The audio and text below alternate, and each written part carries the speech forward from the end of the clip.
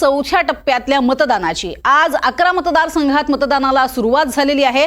चौथ्या टप्प्यामध्ये बीड, जालना, नंदुरबार, मावळ, जळगाव, शिरूर, रावेर, छत्रपती संभाजीनगर, पुणे, शिर्डी, अहमदनगरमध्ये मतदान पार पडायला सुरुवात झालेली आहे। बीड, शिरूर, छत्रपती संभाजीनगर आणि पुण्यामध्ये प्रतिष्ठेच्या अशा लढती आहेत। पंकजा मुंडे, अमोल कोल्हे, चंद्रकांत खैरे, आढळराव पाटील अशा दिग्गजांच्या लढती या आपल्याला आजच्या टप्प्यामध्ये पाहायला मिळतात। त्यामुळे आज मतदार राजा नेमका कोणाला कौल देणार हे पाहणंही तितकंच महत्त्वाचं ठरणार आहे। चौथा टप्पा आहे आणि आज संपूर्ण देशभरामध्ये चौथ्या टप्प्यातलं मतदान पार पडतंय। संपूर्ण देशभरात 96 ठिकाणी तर राज्यामध्ये 11 ठिकाणी हे मतदान होतंय। तर त्याचबरोबरीनं आंध्र आणि ओडिशामधल्या ज्या विधानसभा आहेत त्या सुद्धा आज लागलेल्या आहेत आणि त्यामुळेच आपल्याला ती सुद्धा दिग्गजांची लढत ही पाहायला मिळतेय। तर चौथ्या टप्प्यातलं हे मतदान आहे, सगळी तयारी पूर्ण झालेली आहे। मात्र अनेक दिग्गज जे आहेत ते चौथ्या टप्प्यामध्ये आपल्याला पाहायला मिळतात। या दिग्गजांच्या लढतीवरती आपण एक नजर टाकणार आहोत। मात्र सध्या आपण बघतोय बरोबर 7 वाजतायत आणि बरोबर 7च्या ठोक्याला मतदानाला सुरुवात होतीये। खरं तर अवकाळीचं सावट हे मात्र आजच्या या मतदानावरती काही ठिकाणी आपल्याला पाहायला मिळणार आहे, कारण गेल्या काही दिवसांपासून अवकाळीचा जबरदस्त तडाखा हा बसलेला आहे विदर्भात सुद्धा आणि मराठवाड्यात सुद्धा काही ठिकाणी।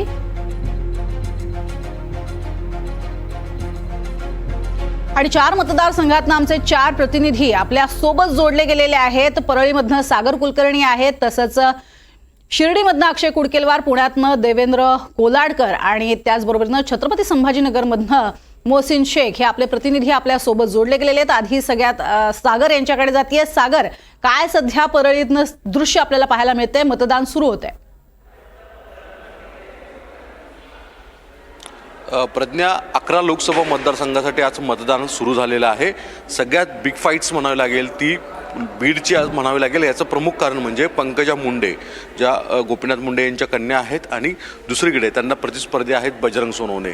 एकतर एका बाजूला जरांगे यांच्या भूमिकेमुळे झालेलं जातीय ध्रुवीकरण आणि दुसरीकडे पंकजा मुंडे यांच्या राजकीय अस्तित्वासाठी परत एकदा लढाई, या प्रमुख या गोष्टींकडे लक्ष द्यावे लागेल। आत्ता मतदानामध्ये मतदान केंद्रावर वोटिंगची प्रोसेस सुरू झालेली आहे, आपण पाहत आहात। आणि काही मतदार देखील इथे आवर्जून वोटिंगसाठी आलेले आहेत, जे प्रक्रिया सुरू झालेली। काही महिला देखील इथं पहिल्यांदा सकाळी आत्ता आलेल्या आहेत। तुमचं नाव काय आणि मतदान सुरुवात आता झालेली आहे, तुम्ही सकाळ सकाळ मतदानासाठी आलेला आहात, इतर मतदारांना, बीडच्या इतर जनतेला, मतदारांना काय आव्हान कराल?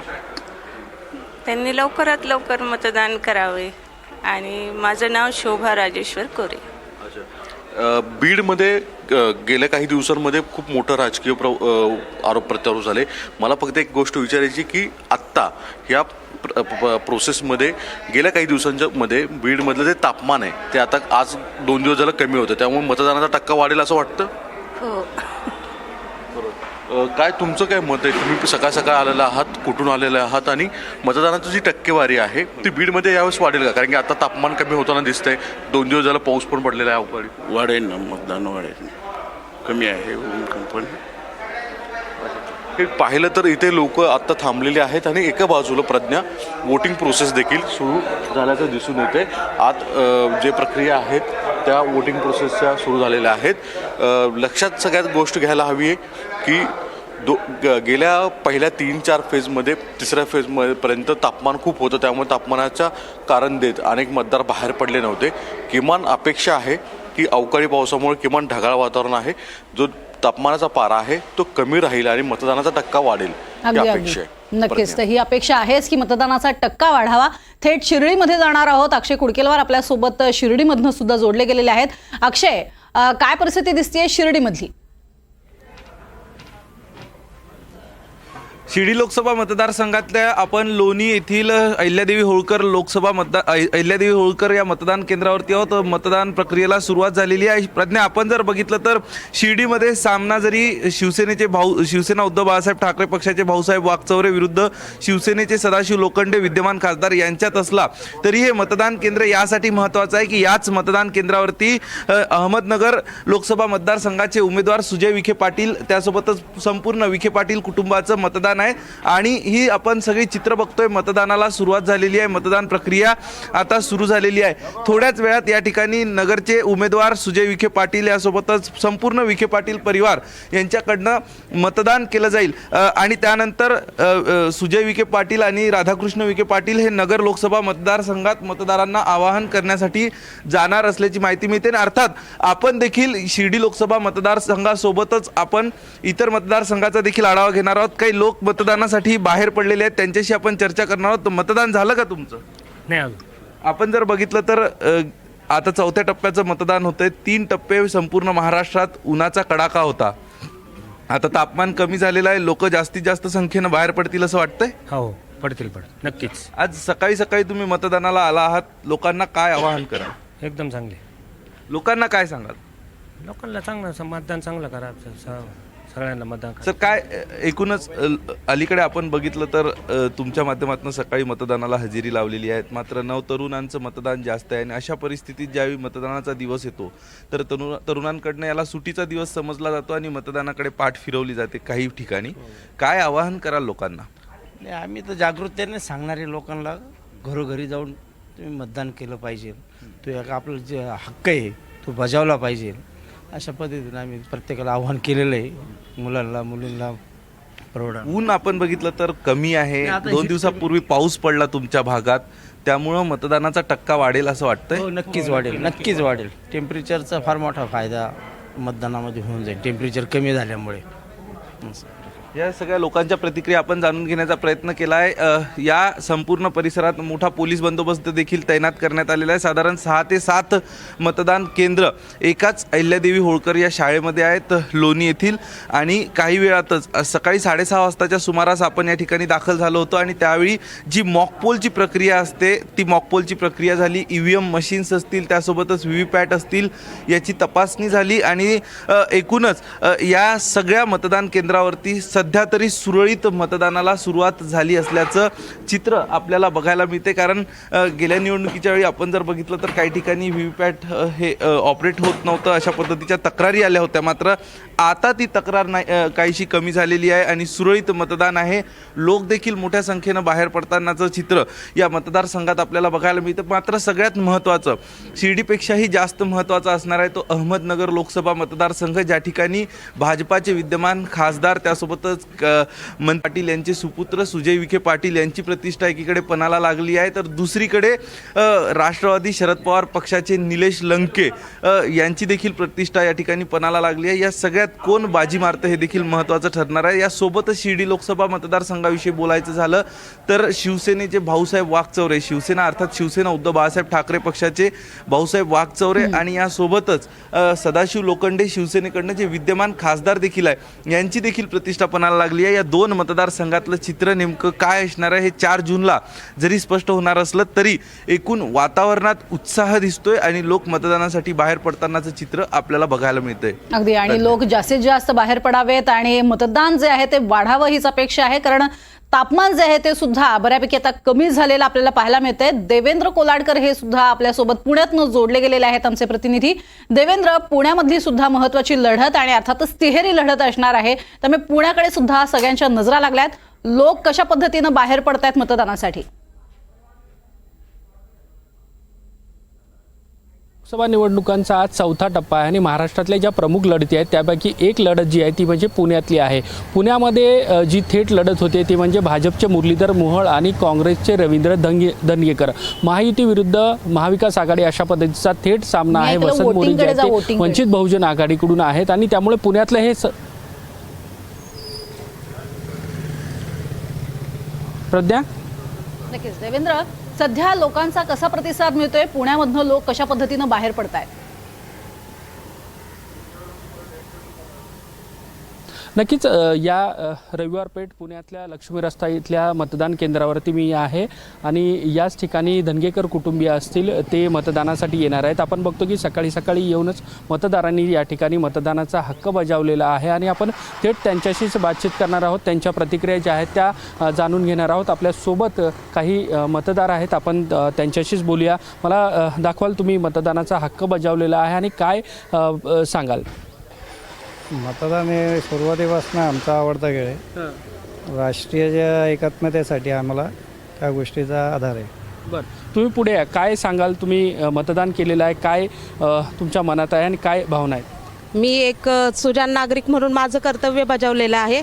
आता इथून पुढे जे कर्तव्य बजावायचं आहे ते आमच्या इथले जे निवडून येतील ते आमच्यासाठी करतील. मी माझं स्वतःचं कर्तव्य पार पाडलं आहे आज सकाळी. बरोबर, तुम्ही काय सांगा? नमस्कार. आपल्याला संविधानाने जे अधिकार दिलेला आहे ते आपल्याला बजावलाच पाहिजे आणि प्रत्येक नागरिकाने हा मतदान वोटिंग हे केलंच पाहिजे, एवढं सांगू इच्छितो.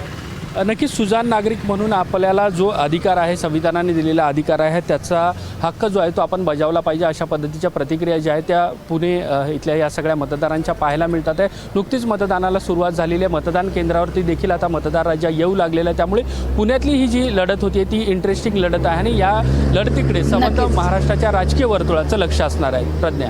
नक्कीच देवेंद्र आणि सजग नागरिक हे पुणेकर आपण पाहिलेले आहेत. मतदानासाठी ते पोहोचले होते.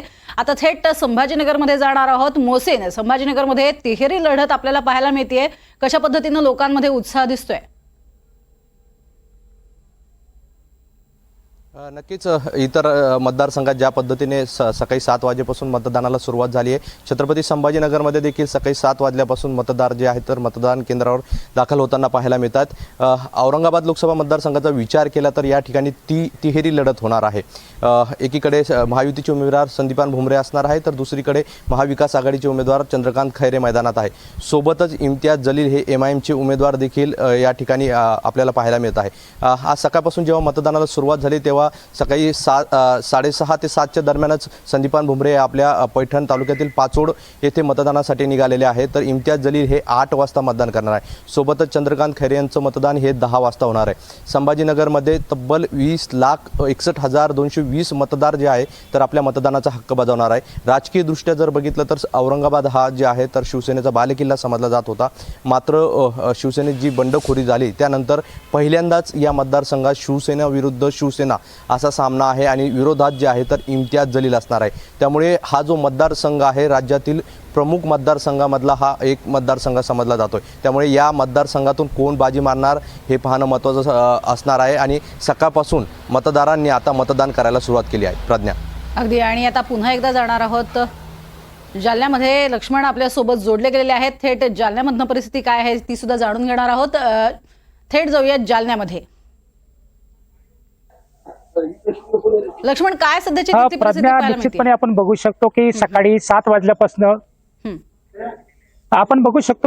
7 वाजल्यापासून या ठिकाणी मतदान प्रक्रियेला सुरुवात झालेली आहे. आपण विशेष म्हणजे आपण बघू शकतो की आपण केंद्रीय मंत्री रावसाहेब दानवे जे या ठिकाणी उमेदवार आहे त्यांच्या सासरवाडीतल्या मतदार केंद्रावर आहोत. त्या ठिकाणी सकाळपासूनच आपण बघू शकतो की या ठिकाणी आता मतदान करण्यासाठी लोकांच्या रांगा लागलेल्या आहेत. त्याचबरोबर मोठ्या प्रमाणात या ठिकाणी मतदानाला सकाळपासून उत्कृष्ट असा प्रतिसाद दिसतोय. आपण बघू शकतो की या ठिकाणी पोलीस बंदोबस्त मोठ्या प्रमाणात या ठिकाणी तैनात करण्यात आलेला आहे. मतदान प्रक्रिया सुरू झालेली आहे.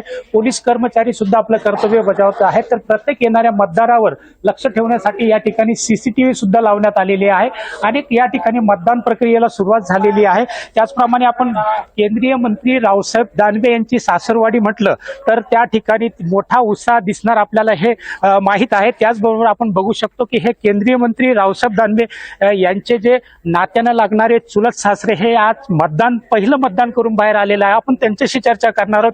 बाबा, मला काय सांगाल की तुम्ही आता मतदान केलेलं आहे, तुमचे जवाई निवडणुकीत उभा आहे, तुम्हाला काय वाटतं? आता आनंद वाटतो. जवाई होईल. आनंद.